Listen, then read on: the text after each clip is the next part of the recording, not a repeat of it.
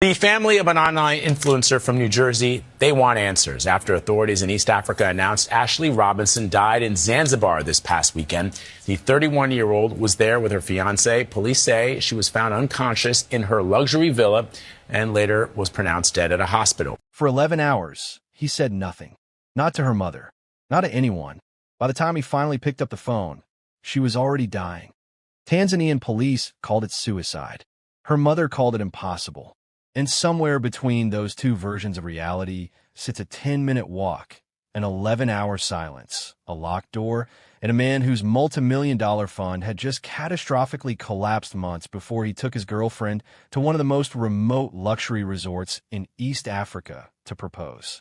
4 days after the engagement, Ashlee Jenae was dead. The surveillance footage her family is begging for has not been released. The autopsy is done, but the results are sealed. And Joe McCann is still not talking that if this was really suicide, why is the only person with answers the one person who won't say a word? There's a phone call that does not make sense. Not in the way it was placed, not in the timing of it, and not in what was said. A man calls a woman to tell her that her daughter is in the hospital. He tells her everything is okay, that her daughter is stable. He says this calmly. What he does not tell her, until she asks directly, is that whatever happened to her daughter had already happened 11 hours before he picked up the phone. The daughter is not stable. By the time that phone call ends, the daughter has hours left. By the time the mother understands the full picture, she is not hearing it from the man on the phone. She is hearing it from the hotel. Her daughter's fiancé, the man who was supposed to be with her, never calls again. That phone call happened on April 9th, 2026. The woman receiving it was Yolanda Endres, a mother living in New Jersey. The daughter she was being told about was Ashlee Robinson, a 31-year-old lifestyle influencer known to her followers as Ashlee Jenae. And the man who made that call was Joe McCann, a 45-year-old cryptocurrency hedge fund founder whom Ashlee had just agreed to marry 6 days earlier on the coast of East Africa. By noon on April 9th, Ashlee Robinson was pronounced dead at a hospital in Zanzibar, Tanzania. She was 7,000 miles from home. Her body would not be released to her family for days. The autopsy had not yet been completed. No charges had been filed. And the man who last saw her alive was sitting in a hotel, his passport confiscated, saying nothing to anyone. Why did he choose to be silent? His passport was confiscated, her body not released. There's an autopsy, but has refused to be public. Yet the last man with her, her fiancé, refuses to utter a single word to anybody. If you're new here, welcome to Obsidian Echoes. Please like, share, and subscribe. This is not a story that has been resolved.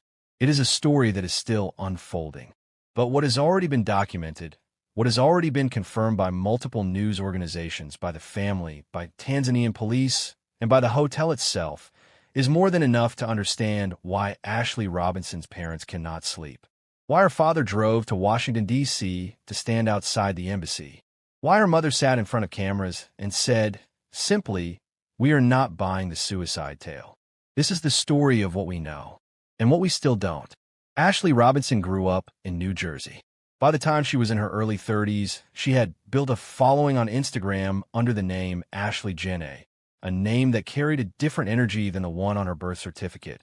A name that belonged to the version of herself she was cultivating online. That version was warm, confident, aspirational. She described herself as a Miami-based lifestyle influencer, and her content reflected exactly that. Travel, beauty, the kind of imagery that made people feel like a certain kind of life was possible if you just wanted it badly enough and worked for it hard enough.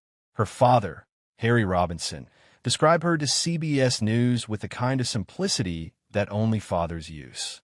She's always smiling. She loved being in front of camera. Nothing about it makes sense. Just doesn't add up. Her mother, Yolanda Endres, said her daughter was at her happiest moment. Not in a general, vague sense. At her happiest moment. As in the happiest she had ever been. As in right before she died. Ashlee had approximately 130,000 followers on Instagram. A number that speaks to a genuine connection with an audience rather than viral accident. She was not a household name in the conventional sense, but she had built something real, a community of people who showed up for her content consistently, who sent her birthday messages, who noticed when she stopped posting. That last part becomes important.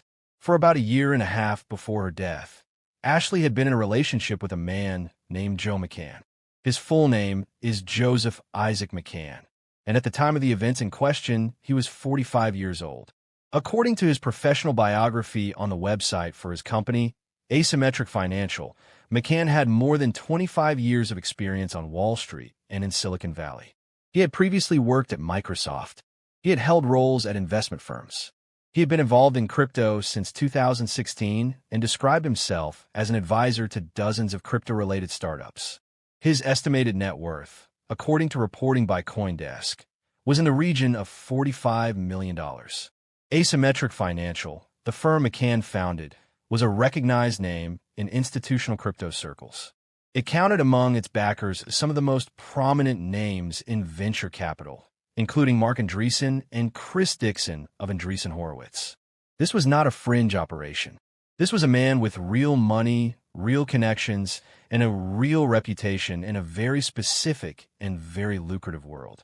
When Ashlee posted about her relationship with Joe, it looked like the soft life made real. The term soft life, for those unfamiliar, refers to an aesthetic built around comfort, luxury, and ease, the idea that a woman has cultivated a life free from unnecessary hardship. It is aspirational content. It is also, often, content that requires a certain degree of curation to maintain, because real relationships are rarely as polished as their Instagram presence suggests. In Ashlee and Joe's case, the content was infrequent but consistent. When they appeared together, it looked romantic. It looked intentional. It looked like two people who had figured something out together. It is worth noting at this point in the story, something that becomes significant later.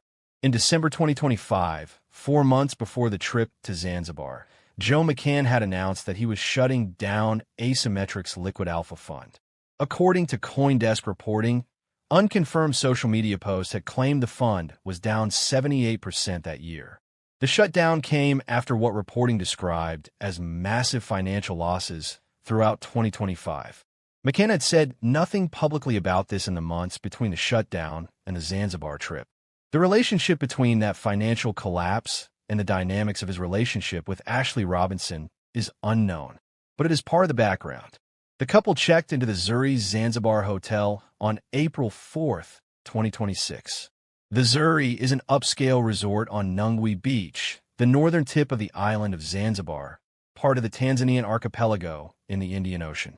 It is the kind of place that appears in travel content. It is exactly the kind of backdrop that Ashlee would have photographed and shared. The couple had planned to stay for 7 days and depart on April 10th. Everything seems okay throughout the vacation until it was time to leave, and only Joe was present and Ashlee dead. What exactly happened to Ashlee? What is Joe not telling the police? To find out, hit that subscribe button and leave your thoughts in the comments. The trip was framed around Ashlee's birthday. She was turning 31 on April 5th. On April 3rd, before her birthday had even officially arrived, Ashlee posted something that surprised her followers. It was a video of what appeared to be a marriage proposal. She captioned it, "Still taking this in somewhere in Africa." The post that followed showed a ring. She captioned that one, "If this is a dream, no one wake me up." Her family released a statement on April 12th that described the moment. Surrounded by beauty, love, and wildlife, she became engaged during a safari, an unforgettable moment that marked the start of a future she was so excited to build. The phrasing of that statement, "marked the start of a future she was so excited to build," carries a weight that the family writing it could not have fully processed in the days immediately after her death. A future she was so excited to build. Past tense. On April 5th, her actual birthday, Ashlee posted a photograph of herself feeding a giraffe. She added a line of text that has become, in the weeks since, the detail most cited by people following this case. Chapter 31, and I'm exactly where I need to be. That was her last post. She stopped responding to birthday messages the same day. People who had sent her happy birthday texts noticed the silence. It is the kind of thing that registers but does not alarm, not immediately. People get busy. People put their phones down on vacation. People are sometimes just present in a way that social media does not capture. The silence was unremarkable to the outside world. Inside that villa, something else was beginning. According to Tanzanian police, the couple had been quarreling frequently since their arrival on April 4th. This was not a single argument on a single night. This was a pattern across multiple days of what was supposed to be a dream trip. The nature of those arguments, what they were about, how loud they were, how the dynamic between the two of them shifted over those days, none of that has been made public. What is known is that by the night of April 8th, things had escalated far enough that the couple's neighbor in the adjacent villa, room number 24, filed a complaint with hotel management about the noise coming from room 25 where Ashlee and Joe were staying. The hotel intervened. Joe McCann was moved to villa number 65, described by investigators as approximately a 10-minute walk from where Ashlee remained. A 10-minute walk is not a short distance on a resort property. It is a deliberate separation. The hotel did not just knock on a door and ask them to keep it down. They relocated one half of the couple to a different building. That happened on the night of April 8th. Ashlee called her mother that same night. It was the last time mother and daughter spoke. She told Yolanda that she and Joe had argued and that the hotel had moved them into separate rooms. The call was not described by the family as alarming. It was a check-in, a daughter telling her mother what had happened, the way people do. The conversation ended. Yolanda went to sleep that night, presumably without significant concern. Her daughter was at a luxury resort. There had been a fight. Those happened. They had been separated. That seemed like a reasonable response. She was engaged. It was her birthday trip. There was no reason to believe that would be the last time they spoke. What happened in the hours after Ashlee's phone call to her mother is where every version of this story fractures. The Tanzanian police account, assembled from their public statements and reporting by local and international outlets, goes like this. After McCann was moved to Villa 65, a hotel worker made their rounds for evening checks. That worker went to Ashlee's villa and found her there. She told the worker she was looking for a phone charger. The hotel worker found her one and brought it back. Before leaving, the worker told Ashlee they would return in about 15 minutes to check on her. When the worker came back, the lights were off and the door was locked. Using a spare key, the worker opened the door. According to police, at the moment the door was opened, Ashlee dropped from where she had been suspended. She had been found in the wardrobe or near it. Accounts vary on the exact location. A belt, described variously as a nightgown belt or a piece of fabric from her clothing, had been used. She was still breathing, but was unconscious. The hotel worker immediately sought help. Ashlee was untied and resuscitation efforts began. She was rushed to a medical facility. She was still alive at that point. What is disputed is almost everything that happened around that sequence. The timeline of when help was called. How long Ashlee had been in that state before she was found. Who was notified and when. Where Joe McCann was during all of this, and when he was informed, and what he did in response to being informed. Whether there is surveillance footage that captures any part of the relevant window. Whether that footage has been preserved, and whether it has been shared with investigators. These questions matter enormously because of what the medical records suggest. A local Tanzanian outlet obtained records from a facility Ashlee was taken to that listed her immediate cause of death as cerebral hypoxia caused by strangulation and suffocation. Cerebral hypoxia means the brain was deprived of oxygen. The duration of oxygen deprivation matters. The timeline of when she was found and when she received medical attention matters. How long she had been in that state before the hotel worker returned, those 15 minutes matters. None of those specifics are established in any public reporting. What is established is this. At some point after Ashlee was found and taken to a medical facility, Joe McCann called Yolanda Andres. That call came on April 9th. When Yolanda asked him when it had happened, he told her that something had occurred 11 hours before he was reaching out to her. 11 hours. He called to say Ashlee was in the hospital, that she had done something to herself, and that she was stable. She was not stable. Yolanda said in later interviews that communication with McCann stopped after that call. He did not update her as the situation deteriorated. He did not call when Ashlee's condition worsened. The next communication the family received about their daughter's condition came not from Joe McCann, but from the hotel.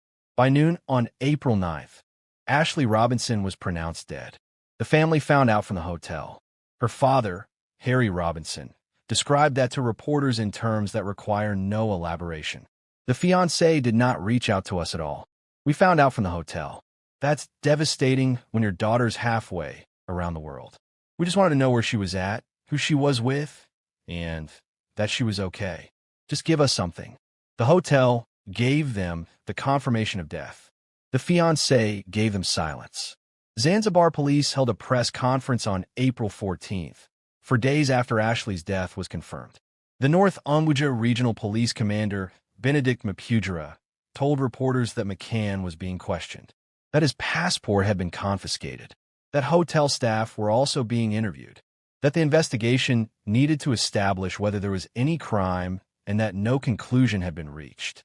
At the same time that police were making those statements, a different narrative had already been circulating in local media. That narrative, attributed to unnamed police sources in earlier reporting, described the death as a suicide. That Ashlee had used fabric from her clothing tied to the wardrobe. That she had done this shortly after being separated from McCann, following the argument.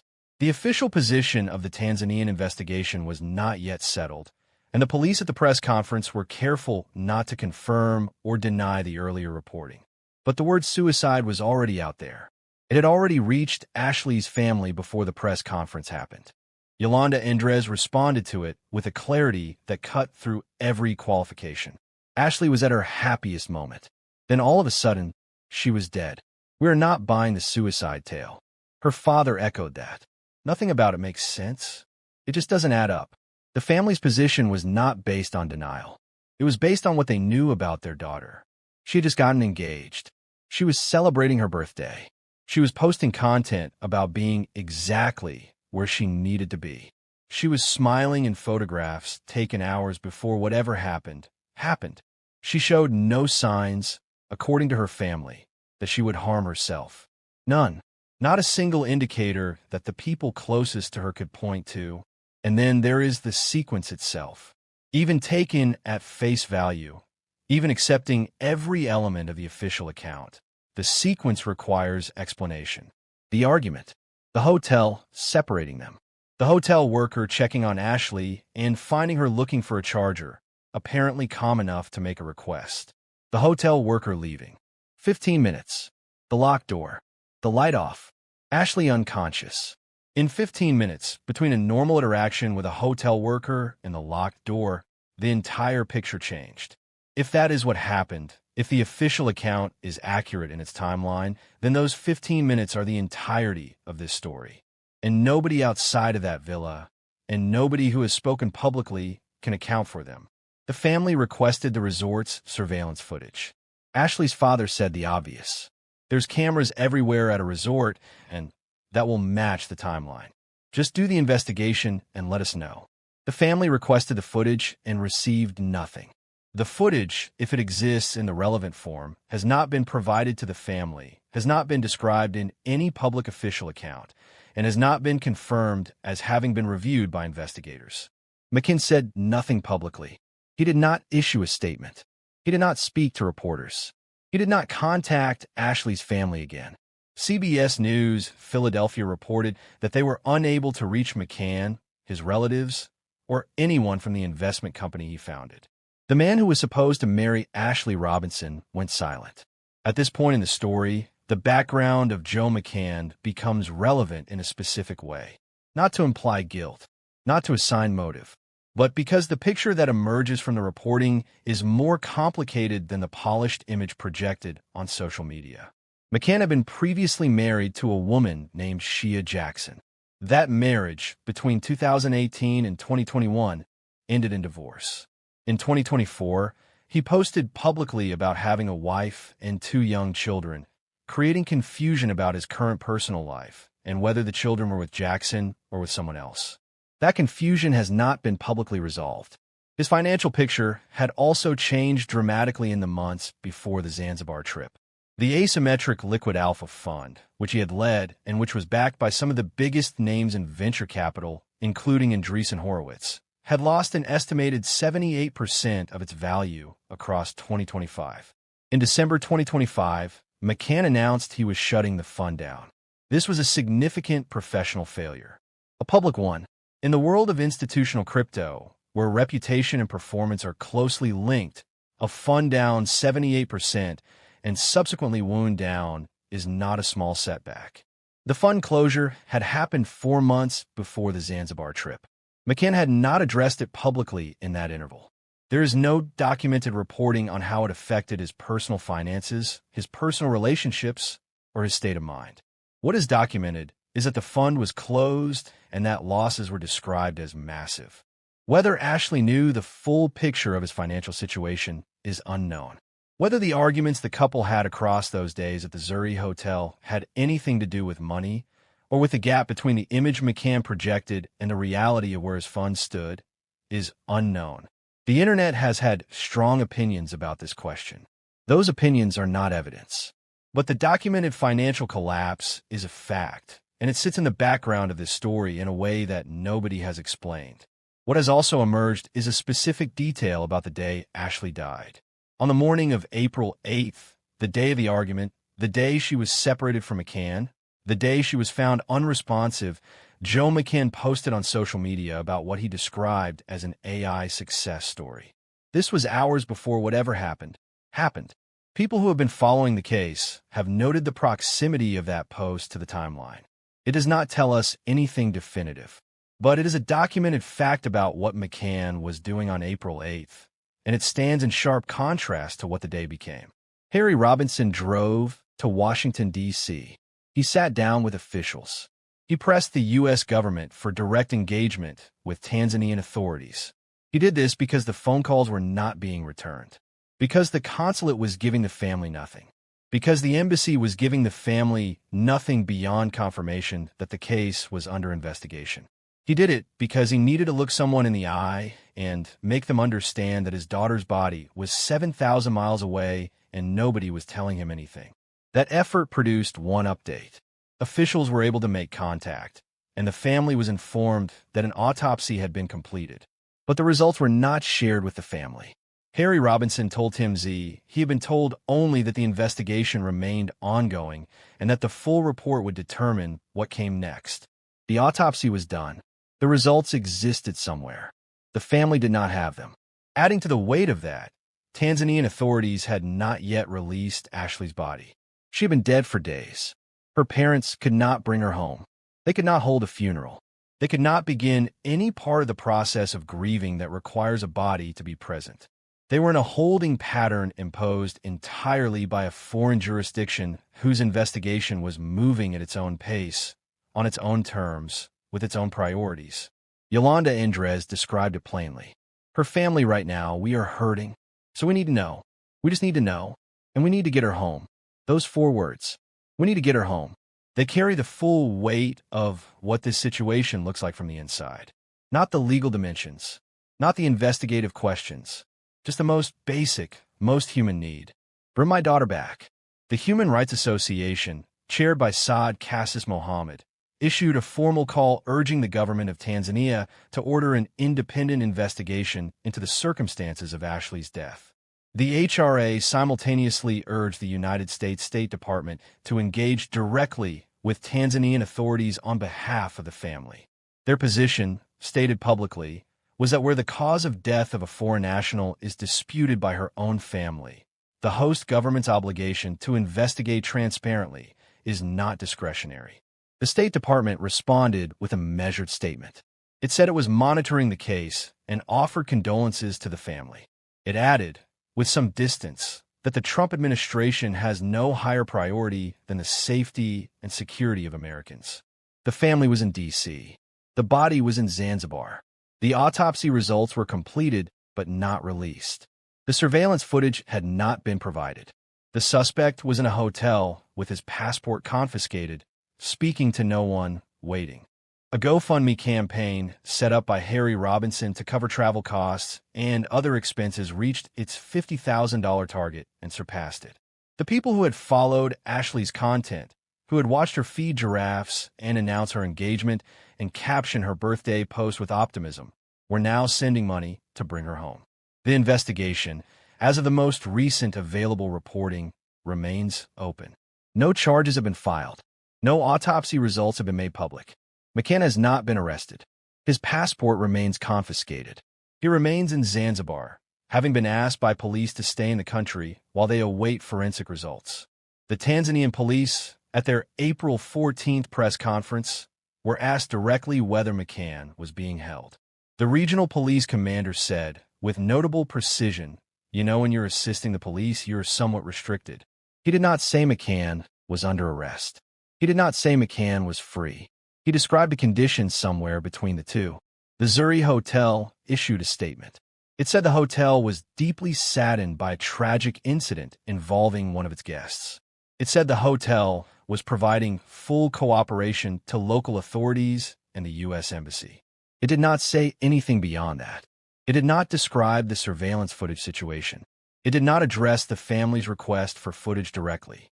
The Zanzibar government's Ministry of Tourism and Heritage issued its own statement, urging patience. It said that law enforcement officials were proceeding with due process and upholding integrity for all parties concerned. It also said, with a clarity that reads as pointed, that it intended to ensure the public that Zanzibar remains safe and continues to receive visitors. That last point, about the island's safety as a tourist destination, appears in the same breath as the acknowledgement that an American woman died under disputed circumstances at one of its luxury resorts. The two things sit uncomfortably together. What the forensic results will show when they are released is the pivot point of everything. If the autopsy confirms details consistent with the official account, if the toxicology shows nothing unexpected, if the forensic picture supports the narrative that has been presented by local authorities, then this story goes in one direction. If the results show something that contradicts that narrative, or if the surveillance footage, assuming it exists and has been preserved and properly reviewed, shows a sequence of events inconsistent with the official account, then this story goes in a very different direction. Those results, as of the date of this reporting, have not been made public. The family does not have them. The investigation is ongoing. No conclusions have been officially reached. What is known, officially and on the record, is this. A 31-year-old woman arrived at a luxury resort in Zanzibar with her fiancé. They argued repeatedly over multiple days. On the night of April 8th, a neighbor filed a noise complaint. Hotel staff separated the couple and moved the man to a different villa. A hotel worker checked on the woman, found her calm and making a routine request, left, and returned 15 minutes later to find the door locked. When staff entered, the woman was found in a critical state. She was taken to hospital. She died on April 10th. A medical record described her cause of death as cerebral hypoxia caused by strangulation and suffocation. Local authorities attributed the death to suicide. The family rejected that conclusion entirely.